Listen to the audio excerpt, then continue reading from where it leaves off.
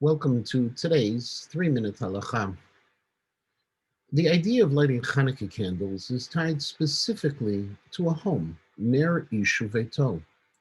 Nevertheless, there is a precedent for lighting Chanukah candles outside of the house, and that's the Chanukah candles that we light in shul. The question is shul the only place where we should be lighting Chanukah candles? What about a Chanukah party outside of the house? The Beit Yosef in Orach Chaim, Tafresh Ayin Aleph, gives a number of different reasons for lighting Hanukkah candles in shul.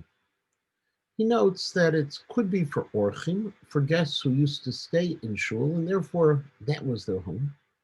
Another possibility is Pirsumei Nisa. It is a public setting and we can publicize the miracle of Hanukkah. The third is it may be based on a rivash, the way we compensate because in the diaspora we don't light outside but only inside of homes.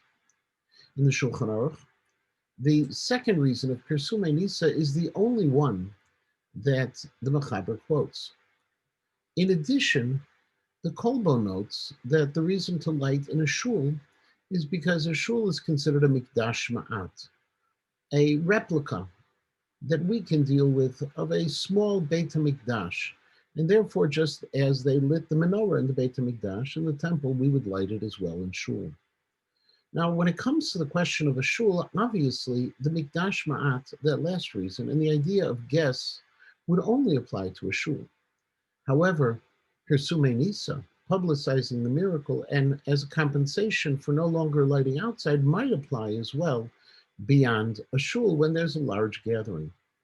The overwhelming majority of poskim say that while Hanukkah candles could be lit at parties or other large gatherings for Hanukkah without a bracha, you should not make a bracha when doing that lighting.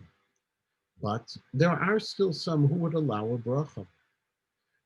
The first is Rabbi Ovadia Yosef, who suggests that based on a position of the Mishnat Yaakov, Zmanim, that it may be a better Pirsumei Nisa than in shuls, and therefore, writes Rabbi Ovadia, for those who do light with a bracha at large gatherings, they have a basis on which to rely, even though he himself does not feel the bracha is necessary.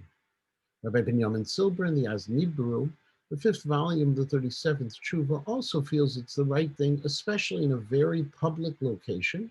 And one other option to add to this is if there could be a minyan of Mincha and Mariv around that time, which would buttress the obligation of lighting. There are those, though, who still consider it controversial, but Rabbi Eliezer Melamed suggests that for educational purposes, when there's a large gathering, it would be best to have somebody who would not be lighting Hanukkah candles at home to participate in this Hanukkah candle lighting with a bracha, and in which case we would fulfill obligations of concern on both sides, the question of whether a bracha is appropriate, and also the question of whether or not this is an educational exercise. In sum, generally we don't make bracha except in shul or at home.